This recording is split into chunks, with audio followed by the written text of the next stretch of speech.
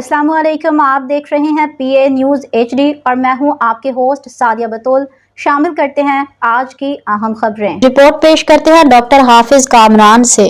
वजीर आजम और शाह उर्दन के दरमियान मुलाकात। वजीर आजम मोहम्मद शहबाज शरीफ ने आज शाम वजीर आजम हाउस में उर्दन के शाह अब्दुल्ला दोइम इब्नुल हुसैन का इस्तकबाल किया।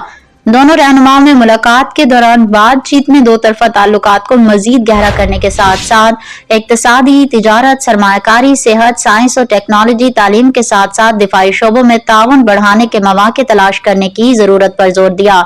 दोनों रहनुमाओं ने पाकिस्तान और उर्दन के दरमियान स्ट्रैटेजिक और इक्तिसादी ताल्लुकात को बढ़ाने, इलाकाई और बैनुल अक़वामी फोरम्स पर बाहिमी फायदेमंद ताउन को वुसअत देने के आज़म का इयादा किया। वजीर आजम ने शाह अब्दुल्ला दोइम इब्नुल हुसैन के दौरे पाकिस्तान का खैर मकदम करते हुए उसे पाकिस्तान और उर्दन के दरमियान पायदार दोस्ती के सबूत के तौर पर उजागर किया। इज्जत माब शाह अब्दुल्ला दोइम ने गजा तनाज़े के साथ साथ जंग के बाद गजा में इस्तेहकाम और इंसानी हमदर्दी की कोशिशों में उर्दन के किरदार के लिए पाकिस्तान के मुसलसल हिमायत की तारीफ की।